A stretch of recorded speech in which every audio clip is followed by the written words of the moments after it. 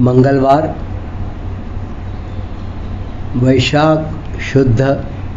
वैशाख कृष्ण नवमी विक्रम संवत 2081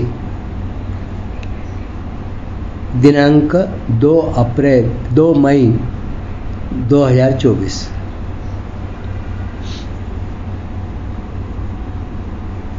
श्रीमद् भगवद गीता के 10वें अध्याय के 19वें श्लोक का विवेचन कल देख रहे थे। थोड़ा उसका अंश लेकर आगे बढ़ते हैं। अर्जुन ने विस्तार पूर्वक विभूतियाँ कहने के लिए कहकर भगवान की थाह लेनी चाहिए, तो भगवान ने कह दिया कि मैं तो संक्षेप से कहूँगा, क्योंकि मेरी विभूतियों की थाह नहीं है। 11वें अध्याय में अर्जुन ने अपनी अज्ञता और अयोग्यता प्रकट करते हुए भगवान से अपना अव्यय रूप दिखाने की प्रार्थना की, तो भगवान ने अपने अनंत रूप देखने के लिए आज्ञा दी और उनको देखने की सामर्थ्य दिव्य दृष्टि भी दी। इसलिए साधक को किंचित मात्र भी अपना आग्रह अहंकार न रखकर और अपनी सामर्थ्य बुद्धि न लगाकर केवल भगवान पर ही सर्वथा निर्भर हो जाना चाहिए, क्योंकि भगवान की निर्भरता से जो चीज़ मिलती है वह अपार मिलती है। इसका अगले श्लोक से संबंध। विभूतियाँ और योग, इन दोनों में से पहले भगवान 20वें श्लोक से 39वें श्लोक तक अपनी 82 विभूतियों का वर्णन करते। 82 विभूतियाँ, विशेषताएं, विलक्षणताएं भगवान बताते हैं। कहते हैं अहमात्मा गुडाकेश सर्वभूताशय स्थितः अहमादिश्य मध्यञ्च भूतानामन्त एव च। हे नींद को जीतने वाले अर्जुन, गुडाकेश इस शब्द का अर्थ है नींद पर जिसने विजय प्राप्त की। इसलिए भगवान कहते हैं हे नींद को जीतने वाले अर्जुन, संपूर्ण प्राणियों के आदि मध्य तथा अंत में भी मैं ही हूँ, और प्राणियों के अंतःकरण में आत्म रूप से भी मैं ही स्थित हूँ। भगवान का चिंतन दो तरह से होता है। एक, साधक अपना जो इष्ट मानता है उसके सिवाय दूसरा कोई भी चिंतन न हो, कभी हो भी जाए तो मन को वहाँ से हटाकर अपने इष्ट देव के चिंतन में ही लगा दे। और दो, मन में सांसारिक विशेषता को लेकर चिंतन हो तो उस विशेषता को भगवान की ही विशेषता समझे। इस दूसरे चिंतन के लिए ही यहाँ विभूतियों का वर्णन है। तात्पर्य है कि किसी विशेषता को लेकर जहाँ कहीं वृत्ति जाए वहाँ भगवान का ही चिंतन होना चाहिए, उस वस्तु अथवा व्यक्ति का नहीं। इसी के लिए भगवान विभूतियों का वर्णन कर रहे हैं। अहमादिश्य मध्यम च भूतानामंत एव च। यहाँ आदि और अंत शब्द का प्रयोग पुल्लिंग में और मध्यम शब्द का प्रयोग नपुंसक लिंग में किया गया है। इसका तात्पर्य है कि आदि में अकेले परम पुरुष भगवान रहते हैं।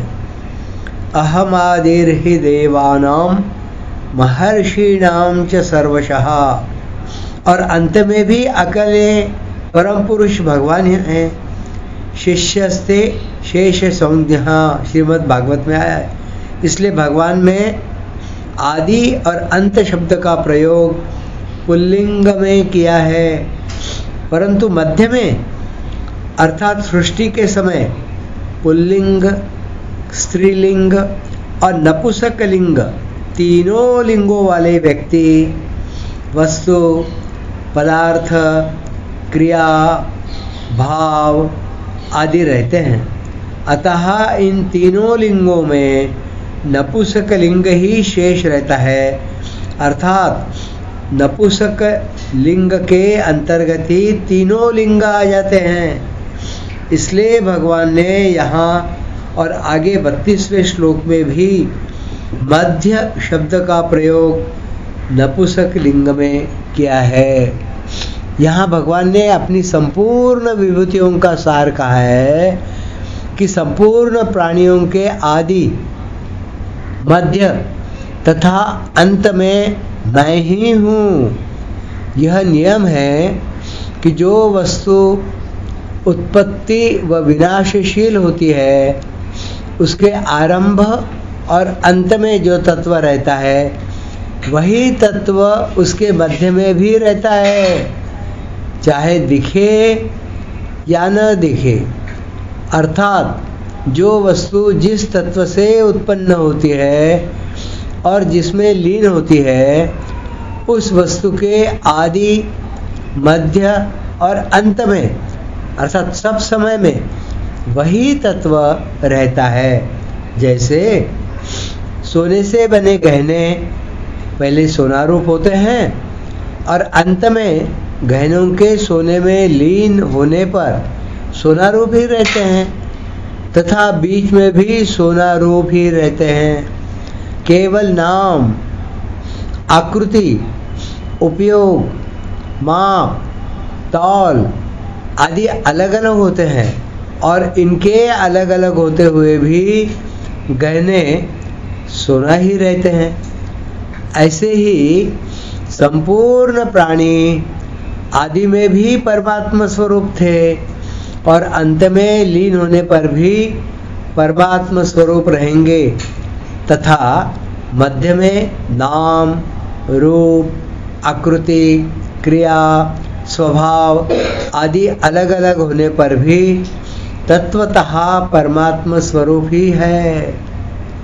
यह बताने के लिए ही यहाँ भगवान ने अपने को संपूर्ण प्राणियों के आदि, मध्य और अंत में कहा है।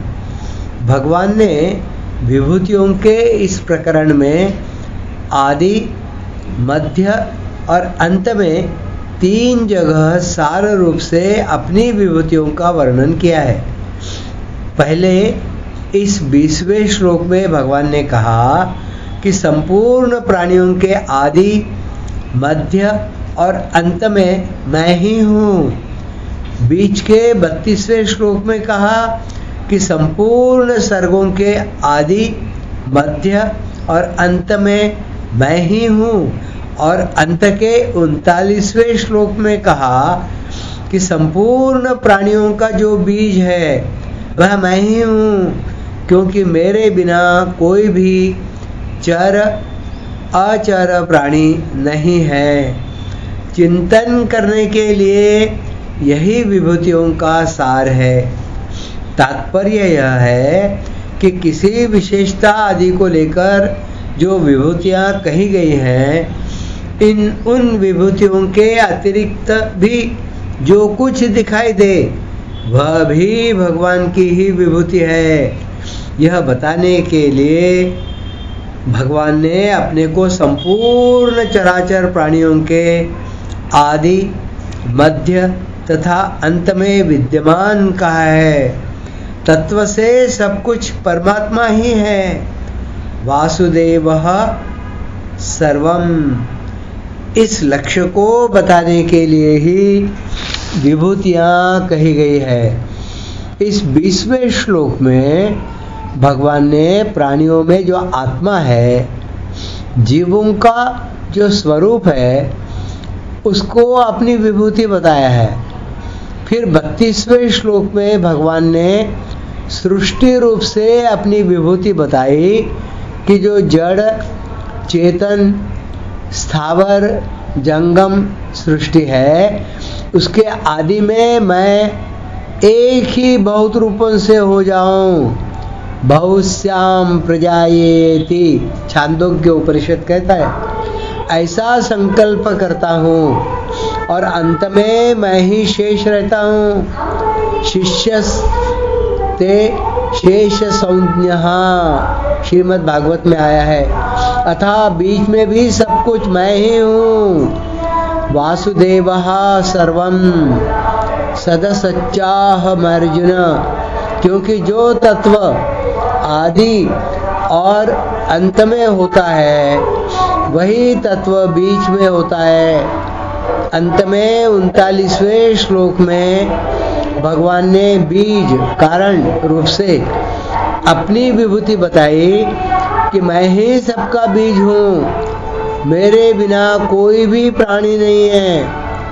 इस प्रकार इन 3 जगह 3 श्लोकों में मुख्य विभूतियाँ बताई गई हैं और अन्य श्लोकों में जो समुदाय में मुख्य है, जिनका समुदाय पर आधिपत्य है, जिनमें कोई विशेषता है, उनको लेकर विभूतियाँ बताई गई है। परंतु साधक को चाहिए कि वह इन विभूतियों की महत्ता, विशेषता, सुंदरता, आधिपत्य आदि की तरफ ख्याल न करे। प्रत्युत ये सब विभूतियाँ भगवान से ही प्रकट होती है। इनमें जो महत्ता आदि है वह केवल भगवान की है। ये विभूतियाँ भगवत स्वरूप ही है, इस तरफ ख्याल रखे। कारण कि अर्जुन का प्रश्न भगवान के चिंतन के विषय में है, किसी वस्तु व्यक्ति के चिंतन के विषय में नहीं है। अहम आत्मा गुणाकेश सर्वभूताशय स्थितः। साधक इन विभूतियों का उपयोग कैसे करें, इसे बताते हैं कि जब साधक की दृष्टि प्राणियों की तरफ चली जाए तब वह संपूर्ण प्राणियों में आत्मा रूप से भगवान ही है, इस तरह भगवान का चिंतन करे। जब किसी विचारक साधक की दृष्टि सृष्टि की तरफ चली जाए तब वह उत्पत्ति व विनाशशील और हरदम परिवर्तनशील सृष्टि के आदि, मध्य तथा अंत में एक भगवान ही है, इस तरह भगवान का चिंतन करे। कभी प्राणियों के मूल की तरफ उसकी दृष्टि चली जाए तब वह बीज रूप से भगवान ही है। भगवान के बिना कोई भी चर व अचर प्राणी नहीं है और हो सकता भी नहीं। इस तरह भगवान का चिंतन करें। आदित्यानामहं विष्णुः ज्योतिषां रविरंशुमान् मरीचिर्मरुतामस्मि नक्षत्राणामहं शशि। मैं अदिति के पुत्रों में विष्णु अर्थात वामन और प्रकाशमान वस्तुओं में किरणों वाला सूर्य हूँ। मैं मरुतों का तेज और नक्षत्रों का अधिपति चंद्रमा हूँ। आदित्यानामहं विष्णुः, अदिति के धाता मित्र आदि जितने पुत्र हैं उनमें विष्णु अर्थात वामन मुख्य है। भगवान ने ही वामन रूप से अवतार लेकर दैत्यों की संपत्ति को दान रूप से लिया और उसे अदिति के पुत्रों अर्थात देवताओं को दे दिया। 12 महीनों में जो 12 आदित्य होते हैं उनमें कार्तिक मास के सूर्य का नाम भी विष्णु है ना। ज्योतिषाम रविरंशुमान, चंद्रमा, नक्षत्र, तारा, अग्नि आदि जितनी भी प्रकाशमान चीजें हैं उनमें किरणों वाला सूर्य मेरी विभूति है। क्योंकि प्रकाश करने में सूर्य की मुख्यता है। सूर्य के प्रकाश से ही सभी प्रकाशमान होते हैं। मरीचिर्मरुतामस्मि सत्वज्योति आदित्य हरित आदि नामों वाले जो 49 मरुत हैं, उनका मुख्य तेज मैं हूँ। उस तेज के प्रभाव से ही इंद्र के द्वारा दिति के गर्भ के 7 टुकड़े करने पर और उन 7 के फिर 7 टुकड़े करने पर भी वे मरे नहीं, प्रत्युत 1 से 49 हो गए। नक्षत्राणामहं शशि, अश्विनी भरणी कृत्तिका आदि जो 27 नक्षत्र हैं, उन सबका अधिपति चंद्रमा मैं हूँ। इन विभूतियों में जो विशेषता महत्ता है वह वास्तव में भगवान की है।